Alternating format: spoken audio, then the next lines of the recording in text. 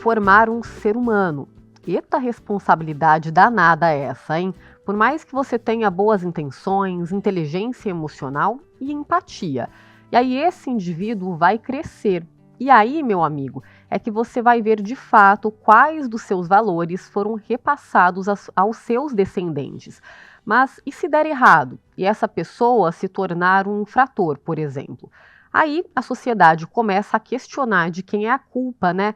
Mas será que existe mesmo um culpado? No Diálogos de hoje, nós falaremos sobre quem é o responsável por educar, de um modo geral. E para isso, para conversar com a gente aqui no estúdio, eu recebo a psicóloga e psicopedagoga Lara França e também o professor, sociólogo e escritor Moacir Pinto. Sejam muito bem-vindos os dois. Obrigada, Zé. Obrigado. Lara, eu vou começar com você. Essa introdução que eu fiz no começo, falei dos culpados, porque a sociedade sempre vai procurar uma resposta para tudo e sempre tem de ter um culpado, né? Ou os culpados, que no caso também muitas vezes recai sobre a mulher, né? A gente vai falar sobre isso ao longo do programa, mas essa é uma discussão que ela acaba ficando limitada, né? Você já ir no culpado, porque de fato, será que tem uma culpa? A gente tem que ir para frente nessa discussão, né? Sim, exato. E quando a gente pensa em responsabilizar apenas uma parte da sociedade, a gente acaba reduzindo o problema, né? E na verdade é um problema complexo. Temos várias entidades que fazem parte desse cuidado com a criança, com o adolescente, né? Quando a gente culpa apenas um, a gente está responsabilizando uma parte por um problema que é coletivo. E isso seria muito simplista. Uhum. Não é por aí, né? E aí, Moacir, para a gente falar sobre este assunto também, a situação, o buraco é muito mais embaixo, né? A gente tem que falar também sobre as condições sociais, econômicas, que a pessoa está inserida também, né? Não é tão simples, tá ali, resolver o problema por cima, né? Tapar o sol com a peneira é um problema muito mais amplo e que vai envolver outros setores da sociedade também. Sem dúvida. Primeiro eu queria começar agradecendo pelo convite, é um prazer estar com vocês, com a Lara, e falar sobre educação é sempre importante, e falar de forma organizada, com roteiro, como nós fizemos aqui, como nós faremos aqui, acho isso ótimo, né? Então, tem uns aspectos que são culturais, né? Tem uns aspectos que são culturais, que são quase que fatores que são... eles não mudam historicamente, porque meus pais, que eu sou bem mais velhos que vocês, meus pais tiveram insegurança em relação a cuidar da gente. E a escola daquela época também tinha insegurança e tinha... Estou falando da boa escola, não vou nem falar... problematizar isso, né? A escola, vamos dizer, a instituição escola tinha busca e tinha as inseguranças e as dúvidas, e isso historicamente vem né? E conforme assim, a complexidade da vida em sociedade aumenta, aí aumentam mais essas inseguranças, e aí... Eu, por exemplo, vivi em 3 períodos desse processo, né? Eu vivi o período da ditadura, então, que era um período onde o sistema como um todo era controlado. Então, parecia que existia o que eu chamo de paz dos cemitérios, né? Tudo era bem controladinho e tal. Os problemas deixavam de existir, as pessoas, o produto lá na frente era, como você colocou, né? Estamos formando uma boa criança para ser um bom cidadão, etc. Porque a gente precisa perguntar o que a gente quer, né? Para que a gente precisa da família, qual é o papel da família, para quê, né? O que a família quer desse filho, desse futuro cidadão, né? Idem a escola. E idem todo o sistema social, né? Todo o sistema social, incluindo os aparelhos como a Lara tocou, na questão dos aparelhos de Estado, né? Os poderes constituídos, né? Os órgãos de apoio, etc., como o Conselho Tutelar, etc. Então, são muitos os elementos, né? São muitos elementos que a gente vai poder desenvolver aqui, quero crer, né? Sem dúvida. Antes da gente continuar a discussão, vamos então para o nosso primeiro VT.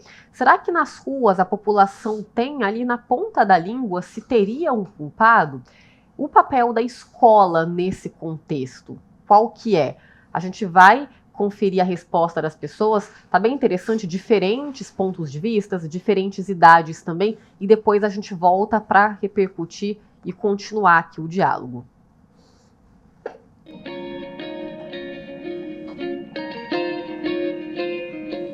Lá dentro, o dia começa cheio de atividades.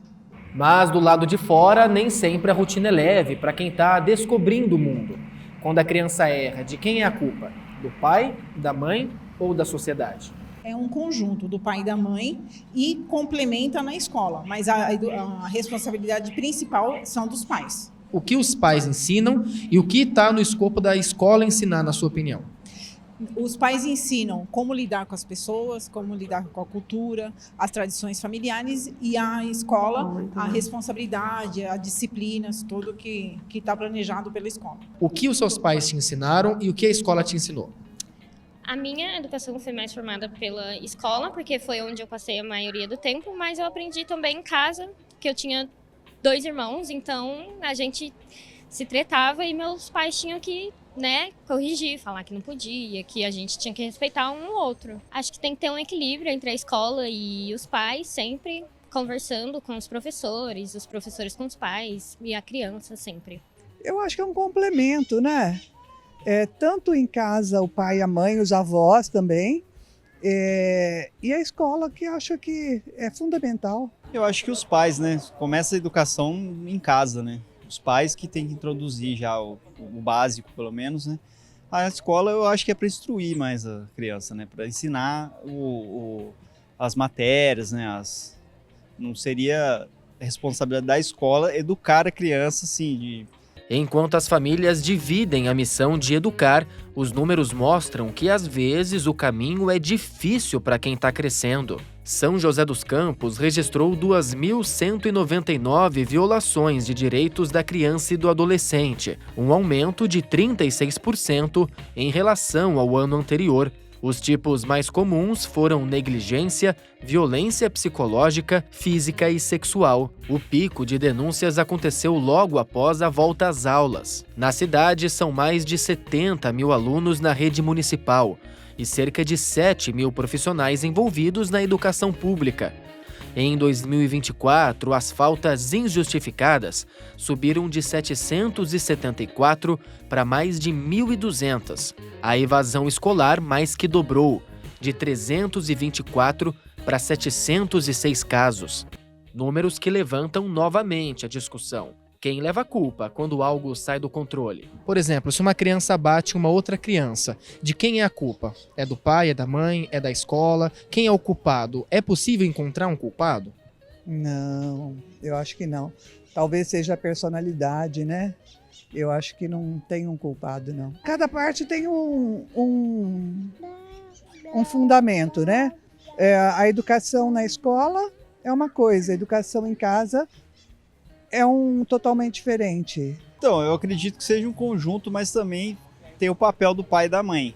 Acho que no começo da educação da criança já tem que introduzir essa parte aí de saber dividir, eu acho que a questão da agressão que você está falando pode ser uma coisa que a criança veja, né? Tem esse costume, tem o contato com isso, ela acha certo. Eu acho que, na minha opinião, é dessa forma que começa. Né? Para garantir bons estudos, a Prefeitura informou no início deste ano que a estrutura das escolas foi reforçada, com melhorias e materiais pedagógicos e de higiene. Segundo a administração, as escolas estão preparadas para acolher os alunos.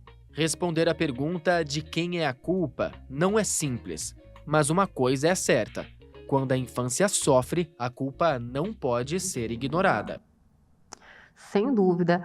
Lara, a gente viu aí, eu queria começar pelos números, porque a gente viu um aumento no número de agressões nas crianças e adolescentes, sobretudo teve um pico depois nessa volta às aulas, né? As crianças estavam em casa. É importante a gente lembrar, isso eu acho que é indiscutível, né? Não dá para discutir, a escola tem um papel fundamental também, isso eu acho que é indiscutível.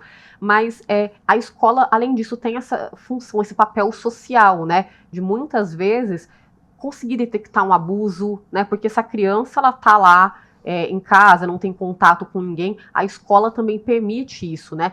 E aí é um dado até que chama a atenção, porque, inclusive, nós fizemos uma reportagem aqui na TV Câmara de São José que aumentou o número de violência dos tipos nas escolas, também em casa. Então, a escola também tem um papel fundamental nesse sentido. Sim, perfeito. Antes de entrar na questão da escola ser também responsável pelo cuidado, né, e por olhar para essa criança, né, além, inclusive, dos muros escolares, né, me chama a atenção que esses números, né, aumentaram justamente quando muda a rotina dessa família, né? Então, nós também temos aí, e depois, né, a gente vai conversar um pouco mais sobre isso, sobre a sobrecarga que essas famílias têm a partir do momento que essa criança vai para a escola. A mudança de rotina muda uma série de questões que são práticas daquela família, né, e que precisam ser consideradas também aí. Em primeiro lugar, a gente considera, assim, a depender da forma como aquela família se organizou durante o período de férias, por exemplo, essa mudança vai ter alteração de humor, né? Sempre no consultório eu sempre falo para as famílias fazerem uma mudança já gradual antes do retorno às aulas para uma rotina que já seja mais próxima àquela rotina que vai ter durante as aulas, né? Planejamento. Vai ter que ter um planejamento, né? Quer dizer, para que aquela criança, quando retorne às aulas, já saiba, né, o horário que precisa acordar, aquela família já esteja estruturada em torno desse retorno, tá? Sim, a escola, né, principalmente a professora da sala de aula, ela é capaz de detectar, né, casos de violência e abuso na criança a partir de mudanças de comportamento. Isso fica muito evidente, né? Crianças que são um pouco mais calmas, ficam um pouco mais agitadas, podem ter, né, comportamentos mais agressivos, ou o contrário, né, crianças que normalmente falavam muito bem ou eram muito tranquilas, podem ficar um pouco mais retraídas, mais afastadas, brincar menos. Então, tudo isso são sinais de alguma mudança na rotina familiar ou de algum aspecto ligado, né, e inclusive comentaram isso, eu achei bem importante, que são próprios da criança, né, do funcionamento daquela criança. Mas fica muito claro para uma pessoa que está, né, a professora, por exemplo, ou os adultos, né, dessa escola, que estão com essa criança todos os dias, fica bastante fácil detectar mudanças de comportamento. Mudanças essas que muitas vezes quem está em casa acaba não detectando, ou o que, né, a gente vê muito também, o perigo está em casa, né, muitas vezes, e aí a importância também, além dessa questão do relacionamento social, né, e a gente vai falar mais disso ao longo do programa também, Moacir, chamou atenção os números de evasão escolar, que são altos, e aí a gente precisa também levar uma problematização, né, aliada a essa questão da importância da escola, hoje, e entra por uma questão de classe social também. Hoje, crianças menores de 4 anos são invisíveis, né, pelo Estado, elas não têm, porque aqui no Brasil, a partir dos 4 anos, que a educação ela é considerada como obrigatória. E aí tem essa questão também, né, e aí junta com a questão do planejamento, que a Lara comentou, e mais uma vez a gente vai por essa questão econômica também das famílias brasileiras, né? Importante essa colocação, que me permite falar o seguinte, eu disse na primeira intervenção que eu passei por 3 períodos, então nós passamos por um período ditatorial, a educação mais ou menos engessada e praticada conforme a exigência do Estado. Depois, com a nova república, a partir de 85, nós passamos um período que eu considero o período mais rico do processo de construção de uma política educacional no Brasil, que foi o período que nós elegemos os deputados constituintes e depois, em 96, num processo muito rico de debate democrático, aberto, feito nacionalmente em todos os níveis de escolas, de escolaridade e de organização da sociedade, vários setores da sociedade participaram, saiu a LDB. E a LDB, a Lei de Diretrizes e Bases da Educação Nacional, e a LDB saiu com 3 pilares que eu acho essenciais: acesso, gestão e qualidade. Acesso, gestão e qualidade. O que é o acesso? É o direito porque a educação é um direito da criança, não é um dever do Estado, é um direito da criança e, em um certo momento, responsabilidade, inclusive, criminal dos pais, se os pais não mandarem na escola, né? Então, assim, inclusive, aí entra a discussão, por exemplo, da creche. A creche não é a creche para a mãe que trabalha, a creche é um dever, é um direito da criança. É um direito da criança, não é porque a mãe trabalha a creche. Inclusive tem uma contradição, né? Porque às vezes sua mãe, você está trabalhando, a mãe precisa trabalhar e não tem com quem deixar a criança. Você está trabalhando, aí o Estado tem a obrigação de dar a creche.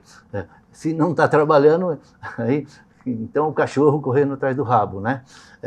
Então o direito, o acesso. Então o acesso, quando você fala em acesso, você tem que garantir permanência.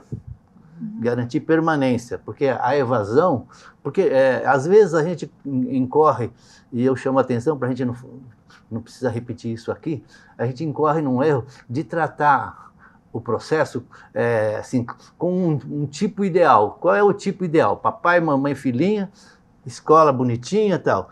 Isso é assim? Esses dias eu coloquei essa questão, quando eu fui convidado por vocês, eu coloquei essa questão para um casal de amigos muito, muito sólidos, bons pais, etc., sobre essa questão. Quando eles focaram toda a responsabilidade na família, eu falei assim, então, e se vocês concordam que tem 20%, 30% de famílias que não têm estrutura, tem criança que não tem família estruturada? Sabe? Então, concordo. Então, você dá de barato que 20%, se tem 20% que não tem família estruturada, então você dá de barato, se a responsabilidade é da família, você dá de barato que tem 20% que não tem jeito. Que esses daí já estão condenadas. Estão condenadas? Veja vocês, né? Então, mas eu queria, assim, pela oportunidade, para não falhar com o raciocínio que eu comecei a fazer, então, acesso, garantia de permanência. Então, garantia de permanência, houve uma época que o problema era merenda, teve uma época que o problema era transporte, e tem lugar que ainda né? Então precisa resolver, precisa garantir isso. E aí entra o Estado, né? Entre os poderes que tem que cumprir e os que tem que fiscalizar, né? Como o Conselho Tutelar e Ministério Público, etc. Sim. E a sociedade organizada também, né? A sociedade organizada a cobrar, né? Os pais, etc. Gestão. Para mim, não tem escola boa, e a LDB estabeleceu isso, que não seja democrática. A escola tem que ser gerida democraticamente. Então, tem que ter um processo. Eu fui secretário de Educação aqui, e a gente discutia isso. Quem que é educador na escola? Do porteiro ao diretor, à direção. Incluindo os pais, as merendeiras, os pais, todo mundo se envolve no processo educacional. Porque às vezes um porteiro, um zelador numa escola exerce uma influência em cima das crianças e um mandanismo, às vezes, inadequado, às vezes até, ou às vezes o contrário, é o porteiro ou é um inspetor de alunos, uma inspetora de alunos, uma merendeira que galvaniza sabe? Então, e a qualidade? Qual é a qualidade? Por exemplo, nós estamos praticando uma educação muito centrada numa palavra, empreendedorismo. Nós queremos empreendedores ou seres humanos? Sabe? É uma longa discussão, né? A gente só está com o tempo apertado, desculpa cortar o senhor. A gente, para encerrar esse assunto da evasão escolar, nós conversamos, gente, com um conselheiro tutelar, um representante do conselho, e ele repercutiu essa questão da evasão escolar, né? Quem que fiscaliza de fato? Vamos conferir. Existe uma parceria do Conselho Tutelar com escolas. Então, por exemplo, tem escola que a gente faz um mutirão, pega todo mundo que está faltando, vai na escola, chama todos os pais, faz um mutirão, para colaborar, para o Conselho Tutelar ser um parceiro da escola, a gente faz esse papel, ou de repente a escola comunica a gente, nós chamamos esse pai e essa mãe para tentar também entender o contexto social, por que não está indo na escola, se nós podemos colaborar em orientar em alguma coisa, porque às vezes essa violação do direito pode estar também atrelada a outra violação de direito. A criança, por exemplo, tem um problema de saúde e não está conseguindo ir na escola. Então, às vezes, por trás dessa violação pode ter um outro direito violado. Então, o Conselho Tutelar entra para entender todo esse papel e fazer cumprir a garantia dos nossos direitos de nossas crianças e adolescentes aí. Tá, então, Lara, é um trabalho complexo, né? E a gente vê que são várias frentes que precisam estar envolvidas e dada também a nossa dificuldade, né? A gente vive num país muito grande, então tá aí uma dificuldade maior também geográfica de conseguir, né, linkar, conciliar todos esses pontos. Sim, perfeito. Eu achei muito interessante a fala que ele trouxe, né, a respeito de que nós observamos uma falha, né, no sistema quando há evasão escolar, mas não olhamos o que tem antes, né? Quantos direitos foram violados para que chegue até ali, né? Pode ser que essa criança realmente esteja numa situação de muita vulnerabilidade social, e aí temos múltiplos direitos violados, né? Inclusive em relação à educação. Uma criança que não está bem alimentada jamais vai ter um nível de aprendizagem adequado. Vai render como deveria, né? Exatamente. Então, quer dizer, até chegar ali, até chegar à evasão, muitas coisas se perderam no caminho, né? Então, quando ele traz essa fala de que outros direitos foram violados, eu sempre penso em políticas públicas, né? Além da família, além da escola, o que nós temos de políticas públicas que dão suporte para que essa criança esteja bem em todos os ambientes. Sem dúvida. Bom, a gente vai para a nossa primeira pausa de hoje e daqui a pouquinho a gente retorna para continuar esse bate-papo de quem, de fato, é a culpa, se é que tem um culpado, quem que é responsável pela educação das nossas crianças, nossos jovens, que lá na frente vão virar adultos e vão ser cidadãos, né? A gente volta já já, fique com a gente.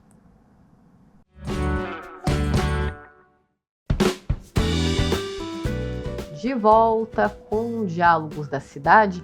Olha só, gente, a gente falou sobre essas questões sociais, né? É importante falar também sobre a sobrecarga materna, que não é novidade, a gente sabe, mas segundo o PNAD, uma pesquisa, o PNAD contínua do IBGE, as mulheres ainda dedicam mais que o dobro do tempo dos homens cuidando da casa e de pessoas, consequentemente dos filhos, né? Por semana são mais de 23 horas e contra 11,7 dos homens, aí quase 12.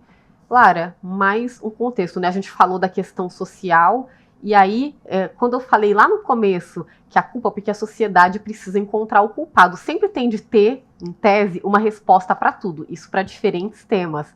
E aí, a mulher, a mãe, sobretudo a mãe, acaba recaindo 90% sobre ela, né? Porque, em tese, seria a função da mãe estar lá em casa, cuidando, educando. E aí eu até chamo a atenção, porque você deve lidar muito com isso em consultórios, que às vezes muito se fala da conduta da mãe, né? Ah, mas a mãe é isso, a mãe é narcisista, mas não problematiza o pai ser narcisista. Será que a gente parte do princípio que o pai já é narcisista, a mãe é um problema? É legal isso, né? Porque a gente ainda tem a ideia de que o cuidado é algo referente à mulher, né? Nós temos aí questões de gêneros, né? Que permeiam muito ainda, bem definidas, né? Que permeiam ainda a nossa sociedade e o papel que cada um assume, né, nessa sociedade. E sim, de maneira geral, as mães são muito mais cobradas, né? Não só muito mais cobradas, como a ausência, né, do pai, muitas vezes, ou de uma figura masculina, enfim, demonstra claramente que na ausência de alguém, né, a mulher acaba tendo que assumir. E ela se sobrecarrega também por uma negligência, então, né, não apenas porque cabe a ela, mas por falta de opção. Né? Não tem mais ninguém que cuide daquela criança, daquele adolescente, daquela casa, né? E a gente tem que lembrar que as mulheres também trabalham para além disso, né? Então, a sobrecarga é absurda no meio disso tudo. Com relação à questão da mãe narcisista, a pergunta que eu sempre me faço, né? Ela é narcisista ou ela está extremamente exausta e sobrecarregada, né? Então, é fácil, é muito mais fácil apontar um erro de uma pessoa que está 100% do tempo ali, do que apontar né, a ausência e a negligência de quem não está, porque aquele que não está também não erra. Sim.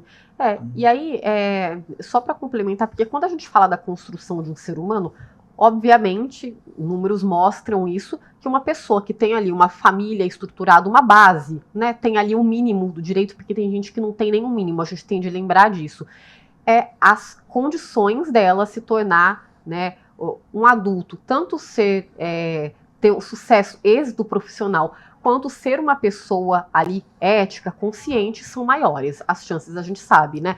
Mas quando a gente fala de amor, afeto também, cobra-se muito da mãe. Só que a figura paterna também é muito importante, né? É um combo. E você vê muito explícito isso. Uma pessoa que, por exemplo, teve falta da mãe na infância, isso reflete na vida adulta. Mas quem teve um pai ausente também vai refletir. Então, uma questão de os dois são igualmente importantes, não só na criação, mas na formação desse ser humano.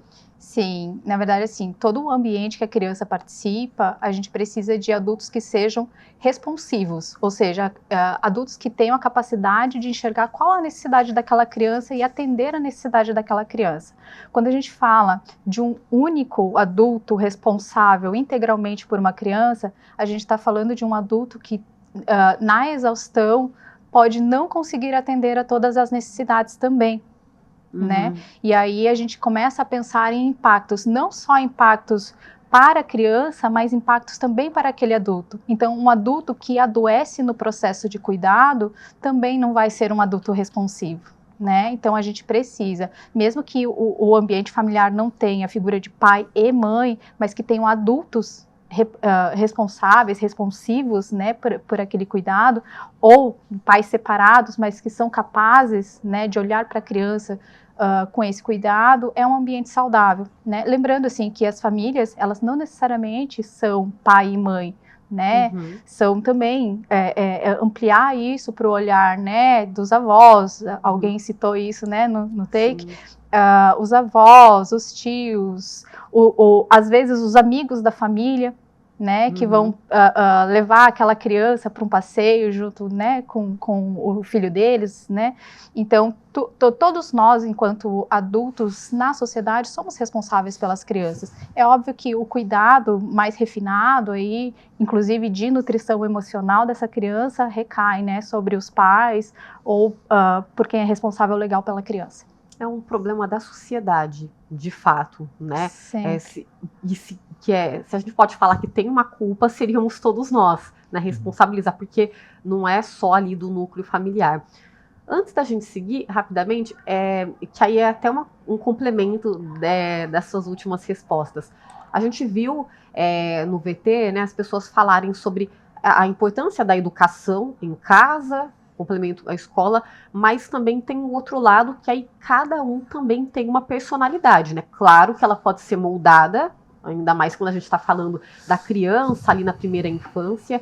Aí eu te pergunto, o que faz a personalidade de uma criança, além desses fatores externos óbvios? É uma pergunta bastante complexa, né? Eu não sei se tem, de fato, uma resposta, mas... Nós temos algumas teorias sobre personalidade, então, assim, é bem complexo. Mas, sim, eu achei bem interessante, né, no take, eles falaram um pouco sobre essa divisão entre o cuidado, né, da família e da escola. Eu incluiria ali algumas questões de políticas públicas também, e tem a questão do funcionamento da própria criança, né? E aí nós temos questões que são genéticas, tem questões que são de temperamento, né? Então aquela criança, ela já nasce com um temperamento, com algumas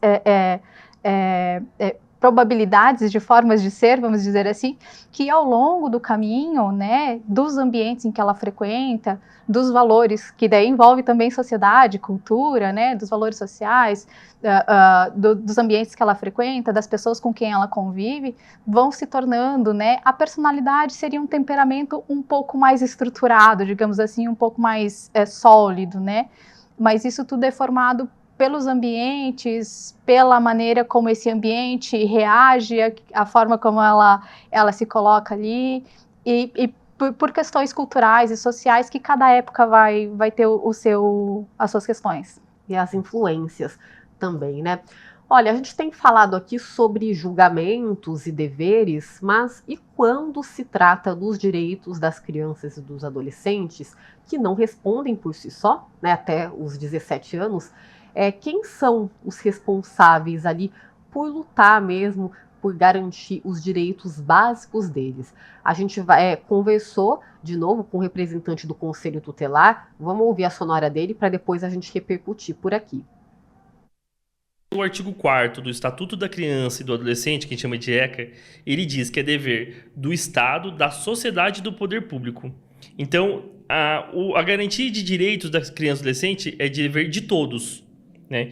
Então, toda vez que existe uma violação de direito por conta daquele responsável em lhe dar o direito, tem a atuação do Conselho Tutelar, e entra o Conselho Tutelar. O Conselho Tutelar ele não entra para fazer o direito, ou seja, a criança não está indo para a escola, o Conselho Tutelar não entra para vir e matricular a criança, mas para ele cobrar aquele que tem o papel na lei de fazer cumprir a lei. Então, se é o pai que tem o dever de matricular, o pai ou a mãe que tem o dever de matricular a criança ou adolescente na escola, então o Conselho Tutelar vem para fazer eles cumprirem a lei. Se é o poder público que não está dando uma vaga, existe a falta, a ausência de uma vaga escolar, então vem o Conselho Tutelar para fazer o poder público cumprir aquela lei. Então, o Conselho Tutelar por si só, ele não é o cumpridor da lei. Então, tem que ser os pais, o poder público ou a sociedade. Tá, então, ele só reforçou aquilo que a gente vem falando. E aí, Moacir, mais um ponto para a gente chamar a atenção, porque essa base estando estruturada e políticas públicas que a gente precisa olhar mais atentamente para essa questão, para essa base da sociedade, porque qual sociedade que a gente vai querer no futuro, né? Eles são o futuro, então é importante ter isso em mente também, o que a gente espera. Então, é interessante essa colocação dessa questão geral, porque é o seguinte, nós estamos numa sociedade complexa, cheia de conflitos e contradições, né? Conflitos de interesse, muitos conflitos, muitas contradições, inclusive contradições de valores mesmo, inclusive, assim, por exemplo, eu falei que a LDB deu uma estruturada na educação, porque a educação, diferentemente da saúde, do serviço social, da psicologia, como carreira profissional, como estrutura de ação na sociedade, ação organizada, a educação, ela é o primo pobre nisso. A educação, você pode ver, nós não temos conselhos, o Conselho Federal da Educação é um órgão normativo técnico. E assim são os estaduais, assim são os municipais. É diferente, por exemplo, o Conselho Municipal de Saúde, ele é muito mais participativo. Ele é organizado a partir, inclusive, da UBS. Por que o Conselho Municipal de Educação não é organizado a partir da unidade escolar? Porque a educação acontece na escola, acontece na comunidade. Então, precisa ser dado voz, e a gente tem medo de dar, temos tido medo de dar.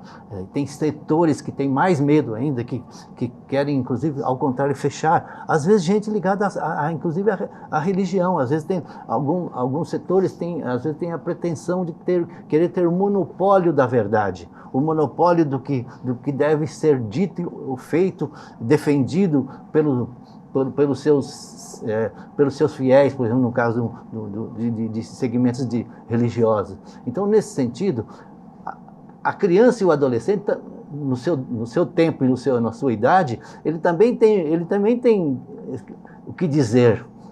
E nós temos dado voz para ele. Os pais têm o que dizer. Então, as escolas têm conselhos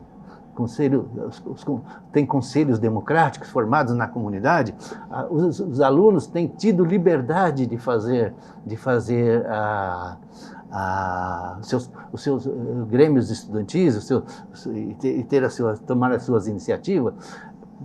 Alguém que ouve, ao meu ouvir, vai me falar: esse é comunista, esse é de esquerda, esse é, sabe? E isso é um problema. Porque se ele não dialogar comigo, porque, por exemplo, eu fui secretário de Educação, vai perguntar com quem conviveu comigo se eu fui antidemocrático.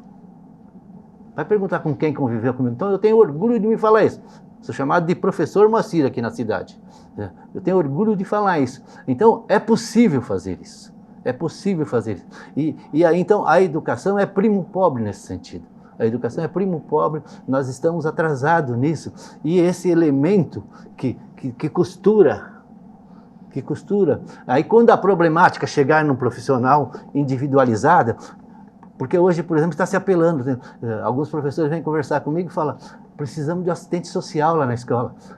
Porque os professores hoje, eles são tão vítimas do processo e são tão controlados de cima para baixo pelos sistemas educacionais, e não a produção do conhecimento não é feita a partir de cada escola. Então, o que acontece?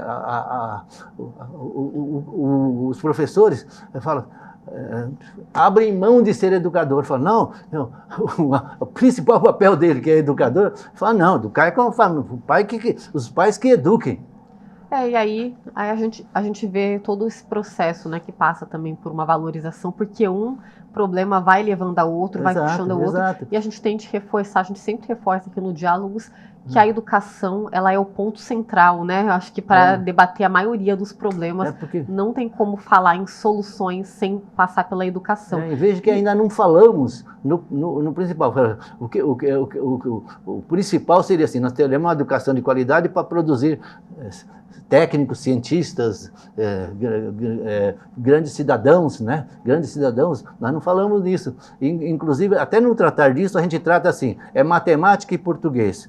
E o restante do, sabe? E a parte das artes, e a parte dos esportes, e a parte do como funciona a sociedade, que é objeto da sociologia, né? da filosofia, né? Que é em termos de formação do ser humano. Sim, né? sim. E até pegar como gancho, o senhor como professor e sociólogo também, é interessante a gente pensar numa mudança comportamental também. A gente falou muito de culpa que muitas vezes, a maioria delas recai sobre a mãe, né? E isso passa também ali no momento da infância, adolescência, na educação, nas condutas, nas atitudes daquele jovem, daquela jovem, e passa também lá no futuro, porque, por exemplo, uma profissional que foi bem sucedido, né?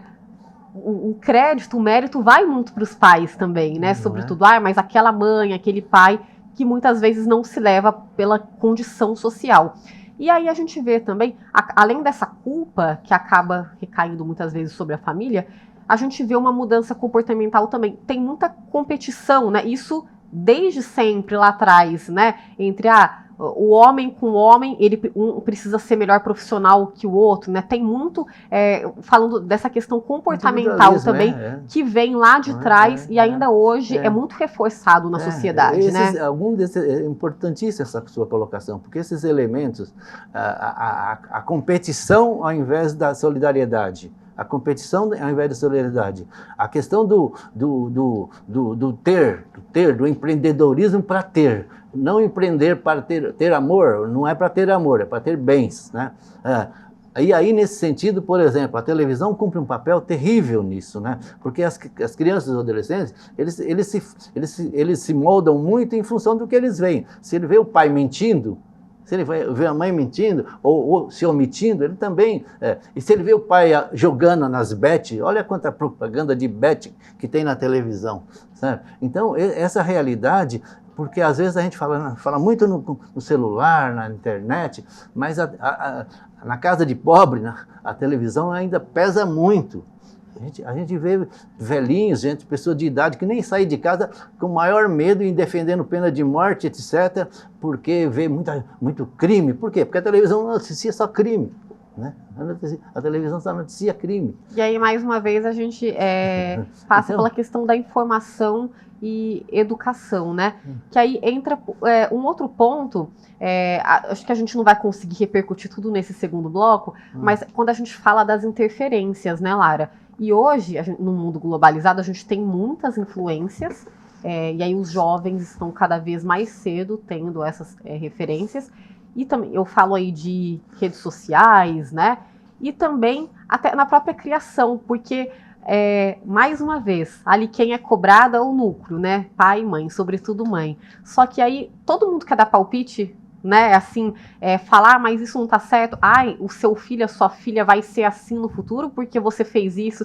Tem mais uma questão que hoje é preciso lidar, né? Você tá ali com seu filho, mas vizinha, avó, todo mundo acha, quer dar um palpite e automaticamente associa a sua conduta com seu filho, que lá na frente ele vai ser isso ou deixar de ser aquilo por conta dessas atitudes. Pesa bastante quando as pessoas dão opiniões sem embasamento, inclusive. E quem gera, né, mais um desafio para os pais ou para quem está gerindo ali.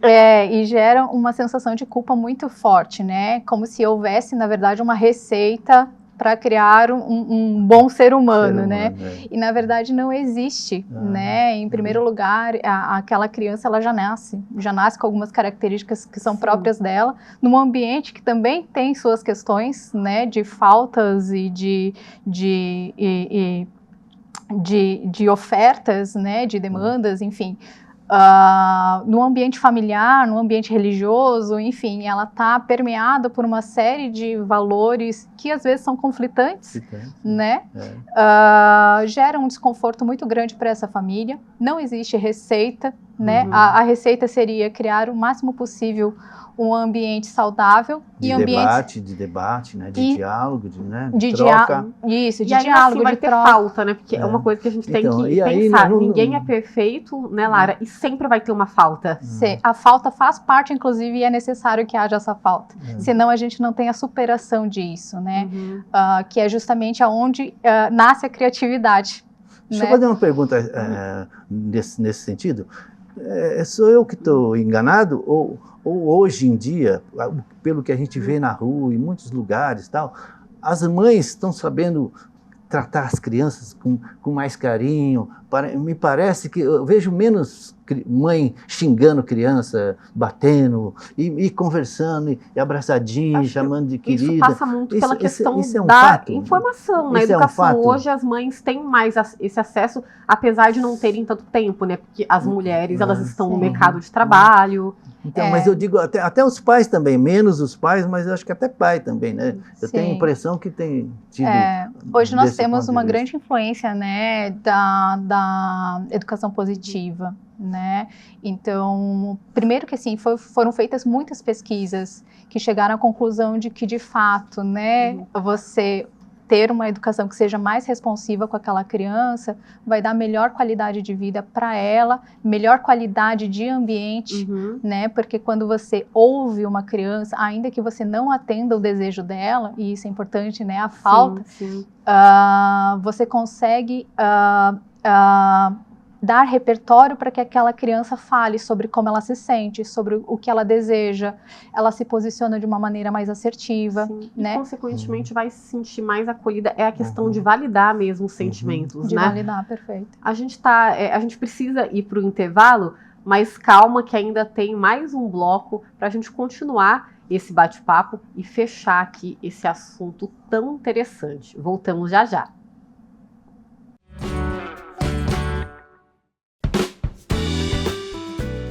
De volta com diálogos.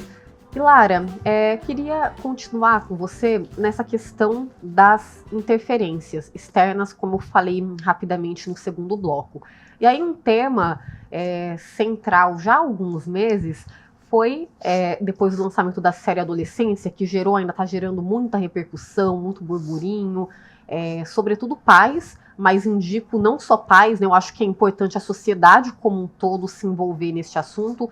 E aí eu acho que o tema central, quando a gente fala de interferências externas também, hoje os jovens estão mais expostos, né, isso é fato, e muitas vezes a gente acha, poxa, mas o meu filho está em casa, ele está ali quietinho, ele está seguro.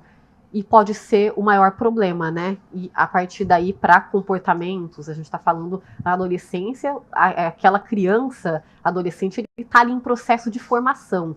Então é importante a gente dar bastante atenção nesse contexto também, né? É interessante que a criança estar dentro de casa não significa que a criança está sendo olhada, né? Ou está sendo vista para além, inclusive, do olhar, né? Então, nem sempre existe uma educação, por exemplo, da maneira como se usa, né, as redes sociais, a internet de maneira geral, como que se faz as pesquisas. E nós temos também, principalmente ali, né, na fase da adolescência, a influência dos grupos. Na verdade, o grupo, ele é muito reforçador dos comportamentos do adolescente. Então, e inclusive, né, é mais importante do que o núcleo familiar. Então, vão ter uma influência muito maior. Tá descobrindo ali o mundo, né, digamos assim. E será que essa família conhece, né, com quem os filhos se relacionam, né? Será que a família consegue agregar e chamar para perto essas outras famílias que também estão influenciando, né?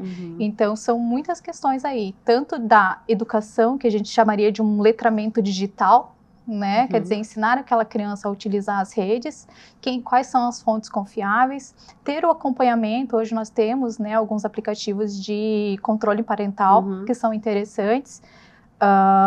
Obviamente tudo isso, né, dito para a criança e acordado com a criança, né, sempre com base na honestidade.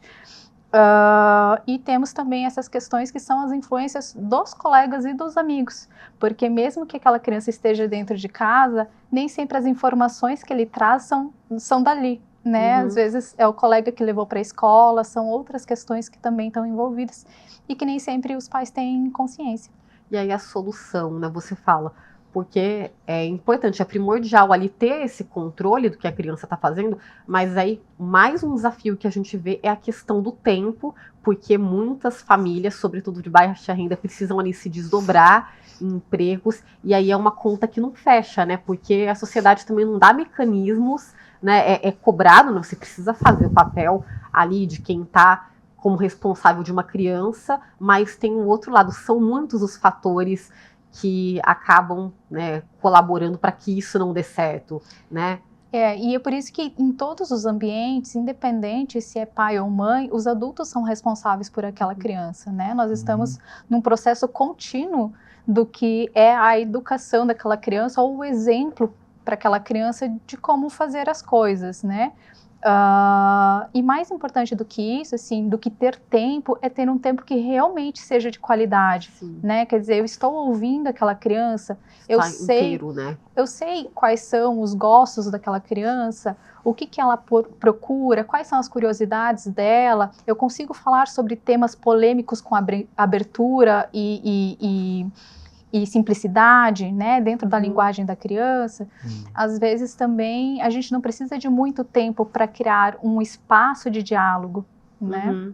E aí, só para concluir esse raciocínio, você falou do tempo de qualidade, e aí é importante deixar uma mensagem para os pais também, que cada um tem de fazer o seu melhor e tenta fazer, né, aquela questão da mãe suficientemente boa, né? Muitas vezes você não vai estar ali no 100%, mas também não tentar se cobrar tanto, porque senão vai afetar na forma como você está ali presente, se educando. É o equilíbrio, né? Sim, tem que ter paciência, porque a gente não vai dar conta de tudo. São muitos pratinhos ali para equilibrar e é preciso dar aquilo que cabe naquele momento, né? E a gente sabe, assim, que com a sobrecarga materna, principalmente, não tem como dar o melhor todos os dias, né? O importante é que a gente consiga fazer da melhor forma nos momentos que a gente consegue.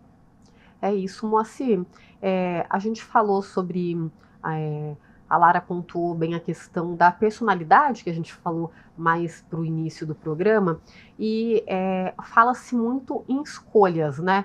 Mas ali para um ser humano, ele escolher, ele precisa, né? Temos, de certo modo, livre-arbítrio, né? Será que nossas escolhas são tão livres assim? Tem gente que não tem uma possibilidade muito ampla de escolha, né? Então é um outro assunto que tem tudo a ver nesse contexto também, né? Será que somos condicionados? Será que somos tão livres? Nossas escolhas são tão livres assim? São tão individuais, não coletivas? Ótima questão. Eu acho que é ótima pelo seguinte, porque aí talvez, primeiro, ninguém dá o que não tem, né? Ninguém não dá o que não tem. Esse não tem, às vezes, o despreparo é pessoal, da mãe, do pai, do professor, ninguém dá o que não tem. E tem gente que não quer dar determinadas coisas. Então, as ofertas não são só as melhores ofertas. Melhor oferta para quem? Né? Por exemplo, tem gente que opta por escola particular, né? E as escolas particulares, às vezes, tem a sua história, e tem um certo momento, inclusive, que esse conservadorismo, a busca de um ideal de cercamento, é levado ao tão extremo que tem certas escolas que os pais interferem na escola por causa de ideias que estão circulando dentro daquela escola. Eu estou inventando isso? Não, né? Não estou inventando. Então, aí, eu acho assim, focando na escola pública, eu acho que esse é o grande papel da escola. A escola pode ser o espaço plural e democrático para fazer essa conversa e fornecer elementos na base da troca com os pais, com a comunidade, com que a cerca, né? Oferecer elementos de troca no sentido de... porque a escola não precisa ter interesse comercial, a escola não pode ter interesse comercial, por isso que a escola tem que ser pública, gratuita, laica, né? Então a escola não pode... E aí, nesse sentido, não é neutra, neutralidade não existe. Então, eu sempre falei como professor o seguinte, aqui dentro, quando eu entrava na sala de aula, fechava a porta e falava, aqui pode tudo, porque aqui você pode errar. Fala, quanto que são 2 mais 2? É 5. Fala, ô classe, é 5? Ela falou que é 5. Não é. Quem que ajuda ela para ela entender que não é 5? Sabe? Português, o que você vai fazer? Quando nós sair daqui, nós vamos brincar. É assim que se fala na norma culta, na norma do... Não é assim, mas ela se comunicou pelo menos. É ruim que ela tenha falado errado? Não é ruim. Mas alguém pode ajudá-la a falar certo? A falar na norma culta, escrever certo? Alguém pode ajudar? Quem ajuda ela? Então, essa solidariedade pode ser praticada em montes de momentos. Eu acho que, nesse sentido, é o grande papel da escola, né? É o grande papel da escola. Agora, para isso, precisa ter uma gestão democrática, a escola precisa ter o seu projeto a partir da sua comunidade, cada realidade é uma realidade, né? Uma vez eu estava assessorando um deputado na criação de um projeto de combate à violência na escola, um projeto estadual, de combate à violência na escola. Aí, então, o foco porque naquela época, o foco da violência era gente que invadia a escola para roubar merenda, gente que era o foco, o crime em volta, tráfico em volta, etc. Mas aí quando você dava a palavra para os alunos falavam, tem um outro tipo de violência, a violência do professor, tem professor que pratica violência do assédio moral, vamos dizer assim.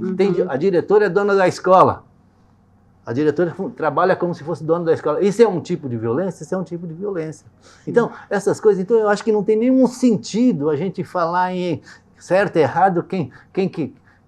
Sabe? Sim. É um conjunto, de toda a sociedade, Exatamente. com papéis distintos, e o poder público. Eu acho um erro, às vezes, como legislativo, que é legislar de o que deve ser feito na escola. Até cantar o hino nacional. Não, a escola canta o hino nacional quando ela deve decidir, a comunidade é que decide quando ela canta o hino nacional, o hino da proclamação da República, ou o hino municipal. Então, mais uma vez, a gente reforça aqui que, em vez de procurar culpados, cada um tem de se responsabilizar, né? Isso passa por mim, por você de casa, por todos nós aqui. E aí é mudar o discurso, né, Lara? Não tentar achar um culpado. Quais as soluções?